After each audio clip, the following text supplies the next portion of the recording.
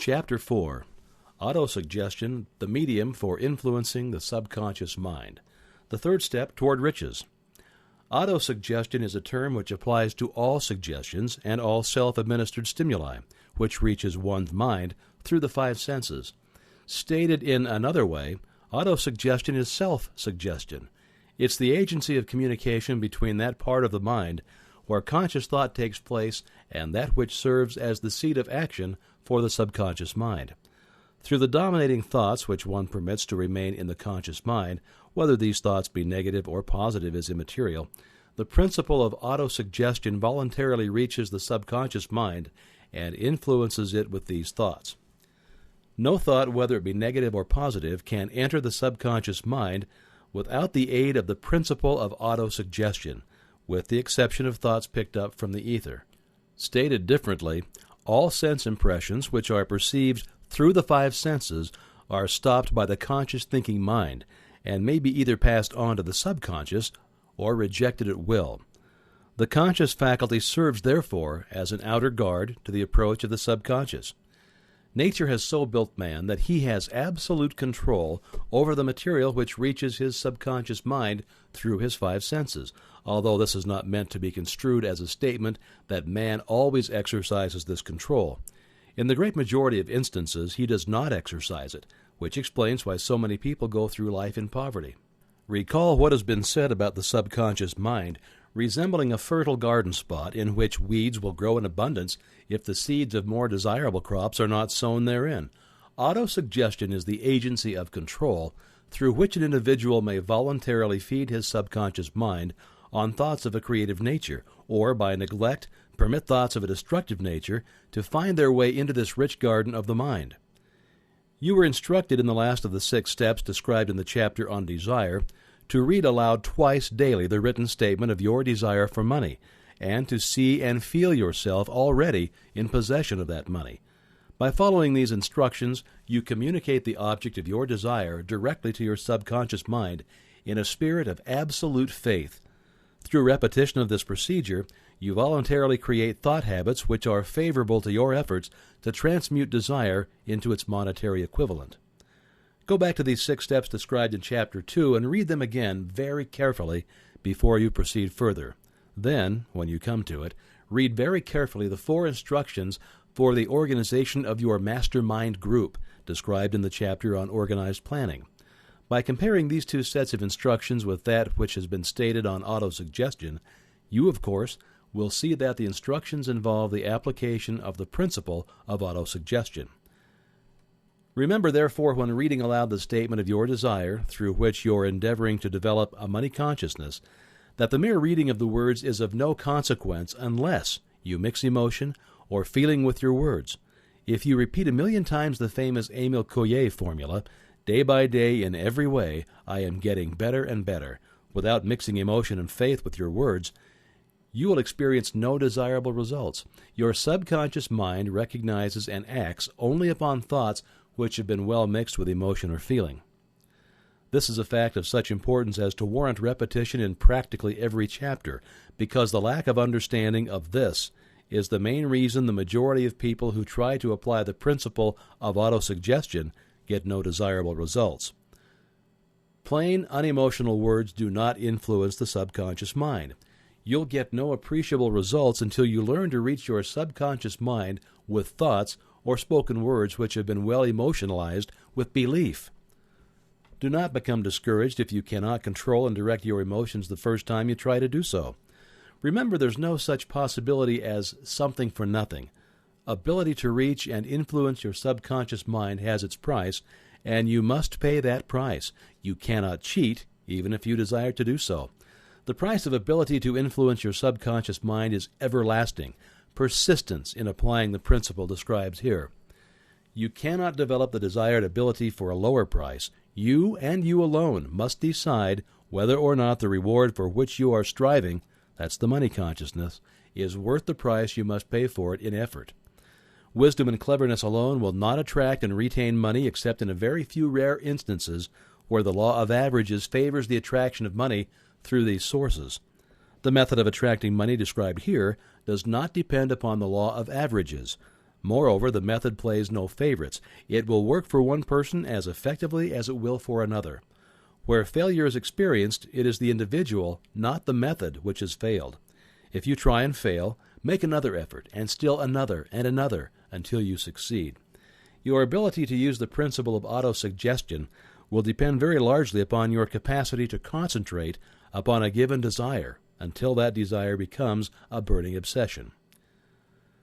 When you begin to carry out the instructions in connection with the 6 steps described in the 2nd chapter, it will be necessary for you to make use of the principle of concentration. Let us here offer suggestions for the effective use of concentration. When you begin to carry out the first of the 6 steps, which instructs you to fix in your own mind the exact amount of money you desire, hold your thoughts on that amount of money by concentration or fixation of attention with your eyes closed until you can actually see the physical appearance of the money. Do this at least once each day.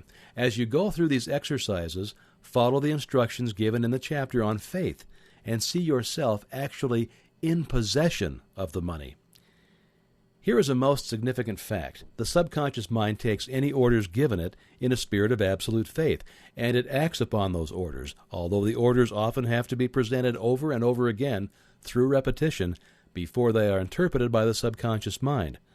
Following the preceding statement, consider the possibility of playing a perfectly legitimate trick on your subconscious mind by making it believe that the money is already awaiting your claim, that the subconscious mind must hand over to you practical plans for acquiring the money which is yours.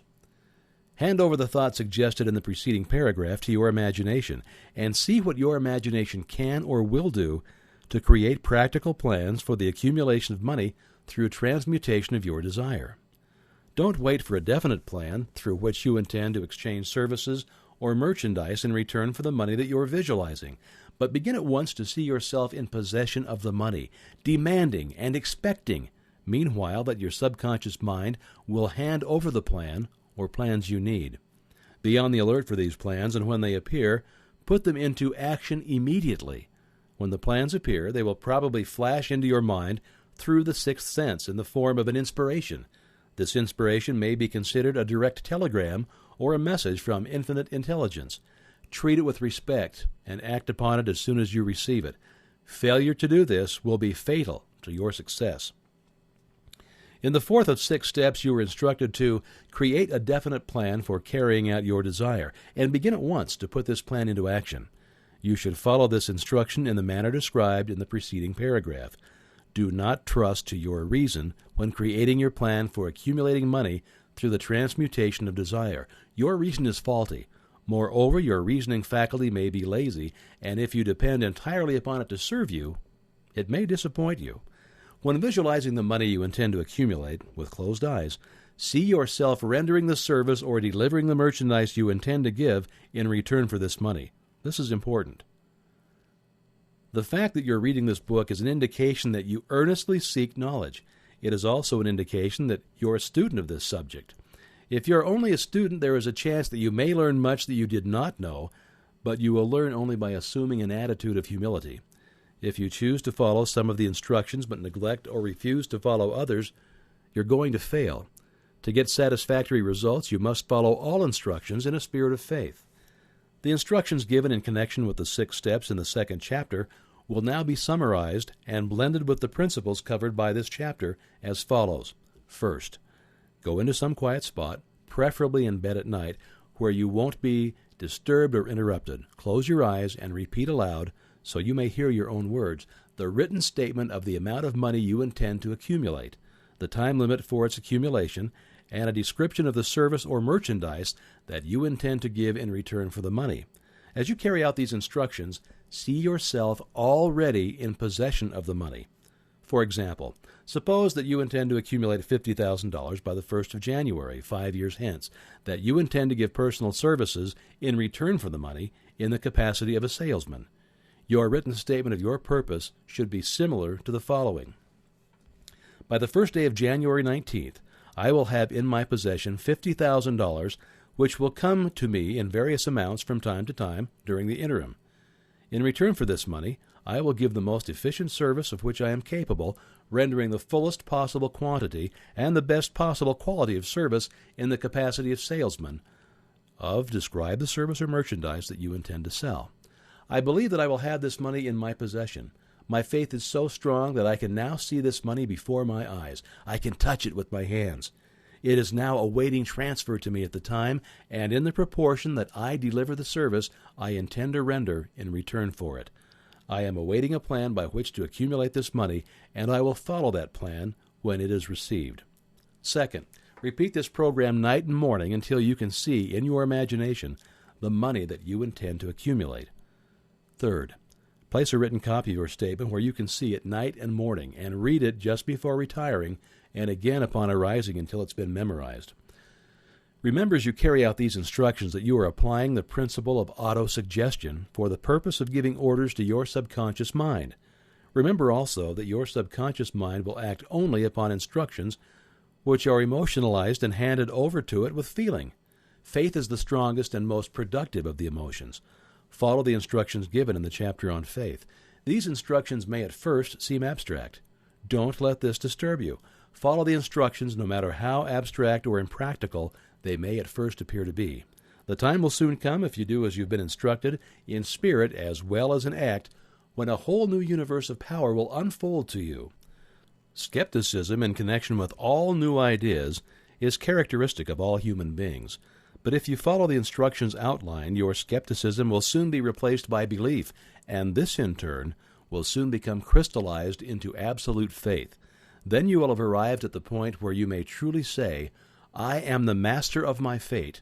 I am the captain of my soul. Many philosophers have made the statement that man is the master of his own earthly destiny, but most of them have failed to say why he is the master. The reason that man may be the master of his own earthly status, and especially his financial status, is thoroughly explained in this chapter. Man may become the master of himself and of his environment because he has the power to influence his own subconscious mind, and through it gain the cooperation of infinite intelligence. You're now reading the chapter which represents the keystone to the arch of this philosophy. The instructions contained in this chapter must be understood and applied with persistence if you succeed in transmuting desire into money.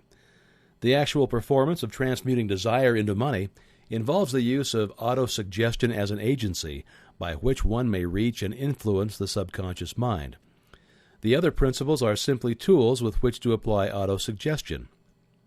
Keep this thought in mind, and you will at times be conscious of the important part of the principle of autosuggestion. It's to play in your efforts to accumulate money through the methods described in this book. Carry out these instructions as though you were a small child. Inject into your efforts something of the faith of a child. The author has been most careful to see that no impractical instructions were included because of his sincere desire to be helpful. After you have read the entire book, come back to this chapter and follow in spirit and in action this instruction. Read the entire chapter aloud once every night until you become thoroughly convinced that the principle of autosuggestion is sound, that it will accomplish for you all that has been claimed for it. As you read, underscore with a pencil every sentence which impresses you favorably. Follow the foregoing instruction to the letter, and it will open the way for a complete understanding and mastery of the principles of success.